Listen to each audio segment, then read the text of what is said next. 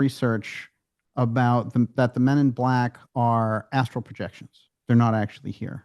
What? Yeah. And I'll tell Oh, you how wait, this can I just works. say, I'm sorry, that would apply because how are they getting to an airport that fast? If he's, Yes. what I mean, if he's been, they're not just men in Whoa! black waiting outside. You know what I mean? You know That's what's interesting? There's a story. Dan Aykroyd tells the story. Dan Aykroyd's deep into the UFO file, big. and he tells a story that he was hosting a show on UFOs for the Sci-Fi Channel, and he's going to do Saturday Night Live, and this is like 2002, something like that. And he's on the cell phone with Britney Spears, and he's talking to her, and he looks over, two men in black with like a classic 1950s black car in black suits, the whole thing, are looking at him, and he felt very strange. And then he said he turned around and they were gone. And then 2 days later, he found out that his show, the whole thing he was working on, got canceled. The Sci-Fi Channel said, "We want to go another direction." And that stuff never What? came out. So Aykroyd went on record with that, totally serious, not kidding around. So there's a whole line of research about the Sami people who are out there in Finland, Scandinavia, and they have very advanced psychic powers. And at a certain point, the U.S. government recruited the Samis.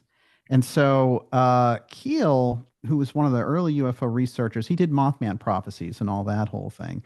So when he was in the 60s, and he got all these men in black cases. He went to all the witnesses and he was like, I have a problem with this. They're saying everybody is Asian, like all the men in black look Asian. What's going on with this? So he decided, I'm going to take a notebook of every person of every type of race. So like Alaskans, Chinese, Russians, whatever. And I'm going to show them, and I'm going to drill down exactly who the people are who are visiting them.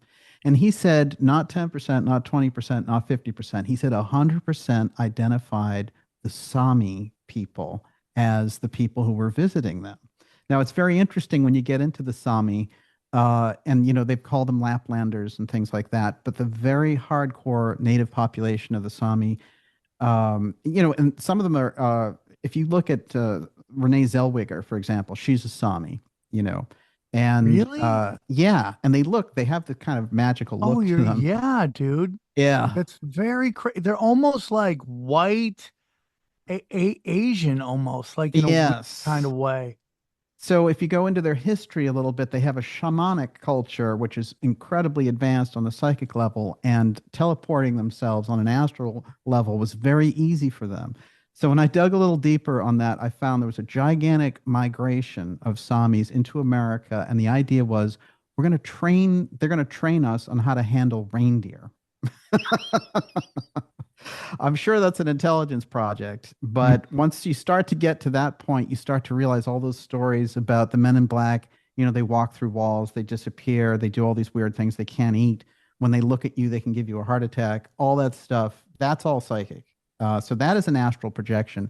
That, to me, goes a lot further than just federal agents. That's the type of programs that we have, and that's the kind of dark journalism bubbling under, there's something else operational. And if you talk about it in a regular setting, if you can imagine a front page story, psychics being used to terrorize UFO abductees, I mean, that's a weird title, right?